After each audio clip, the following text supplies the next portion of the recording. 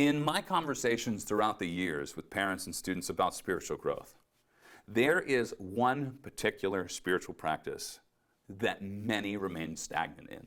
It's a practice that seems to have been formed, early on in their Christian journey, and then like quick drying concrete, and has just formed and been shaped and has struggled to expand over the years. I'm talking about the spiritual practice of worship. I think the most common mistake that people make about worship is that they just merely reduce it to singing, right? Because here's part of the problem. Some people, believe it or not, they don't like to sing. They don't think they have a good voice, or they don't think their voice is the best, and so they don't want to give that to God, and they don't want to distract the others that are around them that have to listen to that voice. And maybe for some of you, it's not the way that you connect to God, and so you kind of stay silent. And you think to yourself, well, if I sing, do I have to raise my hands as well? But I don't know if I want to be that expressive in worship. Listen, while worship to God can be expressed through singing, and this is clear as we study the Psalms, it is certainly not the end-all, be-all of worship. Because remember, it's possible to sing to God, but actually have no love for God in our hearts. So what exactly is worship?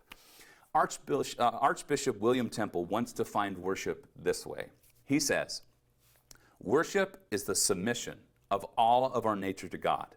It is the quickening of the conscience by His holiness, the nourishment of mind with His truth, the purifying of imagination by His beauty, the opening of the heart to His love, the surrender of will to His purpose. All this gathered up in adoration, the most selfless emotion of which our nature is capable." Now, that sounds like something an archbishop would say, right? And I know there's a lot in there to unpack, but let me try to simplify it for you. Worship is an attitude of expressing our gratitude to God because of who He is through our thoughts, words, feelings, and actions.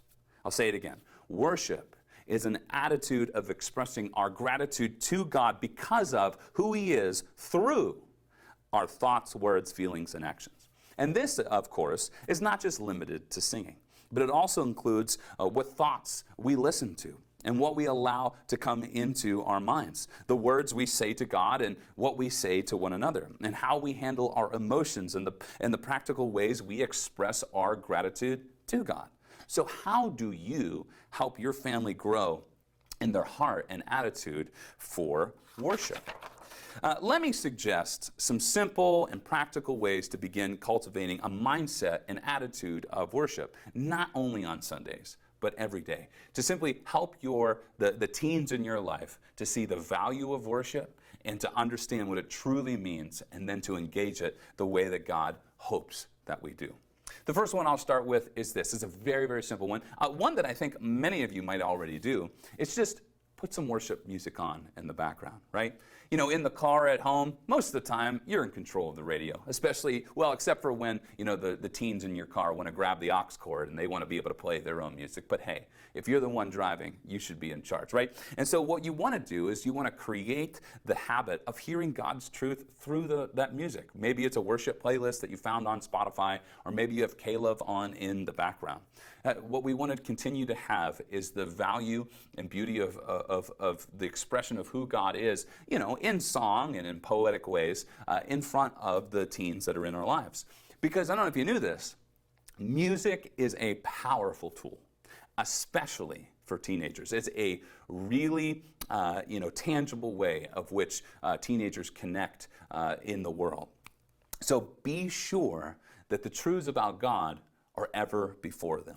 And once again, this can be done every day while driving in the car or just on in the background at home, but just to display those truths of God before them.